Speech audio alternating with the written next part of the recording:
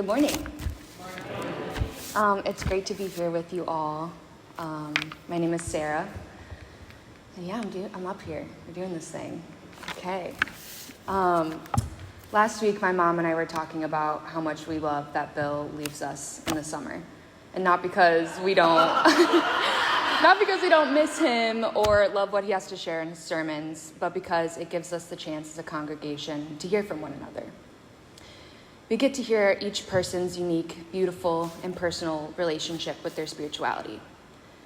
Hannah last week talked about God through her love of art and music, Amber through practicing stillness, Nancy through the unexpected calling of working in a juvenile detention center.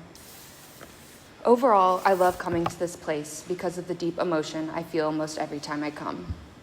It's kind of a tough emotion to categorize for me. It's part love, it's part gratitude, and it's part this third thing that I'm unsure how to put into words. Another time I'm reminded of the same indescribable feeling is in my time working at the Early Years Center. As much as I knew I enjoyed my job, many days I would still show up with some sort of mental ailment. Sometimes from a lack of sleep or knowing I had to work my second job that day, or sometimes something horrible I had seen on the news that day was making me feel bad. Yet the moment I stepped into the classroom, those feelings would always begin to soften. And in its place, I felt that combination of love, gratitude, and that mystical third thing I've come to associate with a higher power. Typically, the transformation in feeling looked as uneventful as this. I show up to work exhausted, I have this free-floating cloud of anxiety around me, and then 3-year-old Rami runs up to me with a huge smile on his face, says something like, "Hi, Miss Sarah," grabs my finger and pulls me over to play with him and his classmates. And somehow, as simple as that, I would always be caught off guard by joy, and I would find myself in awe of the world again. As I began writing this sermon, I tried to understand what was happening in me and with the kids that made this joyful experience so inevitable. Kids are vulnerable. They lack self-control, they lack self-awareness. But sometimes I think that is exactly what I love most about them. They cling to me without hesitation. They blurt out the first thought that crosses their mind. They burst into tears because they miss their mom when they get dropped off at school. This rawness, this openness, puts them in a place where life can deeply affect them. Usually, we see this only as a weakness. But what if we viewed it also as one of their secret powers or one of their spiritual gifts? From our first reading today, Jeremiah is called on as a child to be a prophet, not in a time of peace, but in a time of turmoil. God chooses a child, someone vulnerable, to remind the people of the word of God and God's love for us. And I truly think any child has this ability if we are lucky enough to get to spend time with them. And what a prophetic state to live in, unknowing, unguarded, able to be completely moved from following instructions to stay in line because a small, gross-looking puddle on the sidewalk suddenly looks more interesting. It is one of children's greatest powers. The very thing that seems like a weakness becomes their strength. Children are a reminder that you are born into this world beloved. You didn't have to come into this world with an awesome job and 25 of the coolest friends to earn the love you received. You don't have to know how to pray or be a great person. You just are loved as you are. You didn't have to achieve anything, earn anything, or prove anything. You were loved and you are loved just as you came into this world.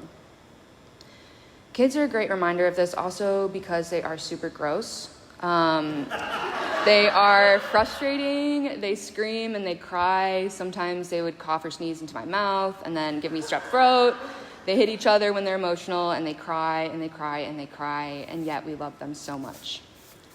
They're completely dependent on adults around them for many things, one thing especially being keeping a schedule, because they have no concept of time.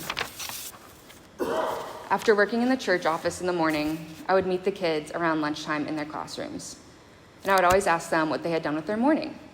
Even though every time I would ask them, they would look at me with this blank face, confused, and say, "I don't know."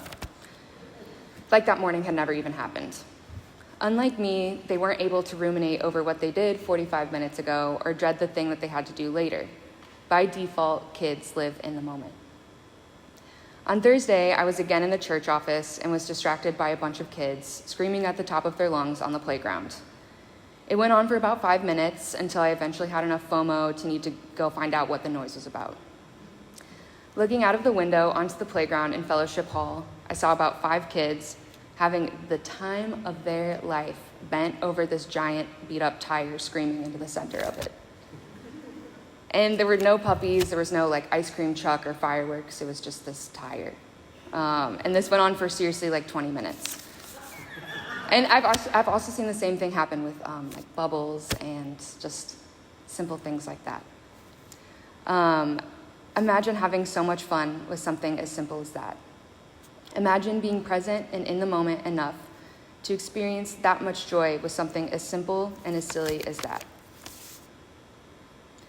I am grateful for my ability to plan and to conceptualize time. It's actually a useful skill for time management, but it can get in the way of allowing myself to get carried away in the moment like these kids do. I always have this sense that I need to be working on something, to be planning something or preparing something ahead of time. It's truly a small miracle to watch kids get lost in play. As a culture that values functionality, childishness is something we try to outgrow as soon as possible. We should be prepared, be in control, be strong, be settled, and only show emotion when appropriate. In the second reading, we are reminded not to trample the Sabbath. I'm pretty sure Sabbath is typically thought of as a day of religious observance, a day to spend time with family and to rest. But for the sake of tying everything together, what if we thought of the Sabbath also as a time to try to be more childlike?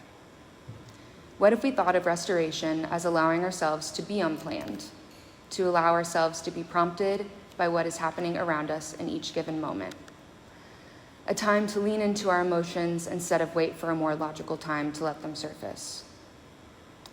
A time to allow yourself to be weak, to be moved and affected by life, to allow your ancient ruins to be rebuilt, to get lost in the simple and the mundane, to be like a watered garden, to be present to the exploration and the newness around us in each moment. As the poet William Butler Yeats writes, "When you drop the act, the world rushes to you." If we take the time to allow for this to happen, then maybe we can all be more like children, reminding ourselves and others of God's light and love for all.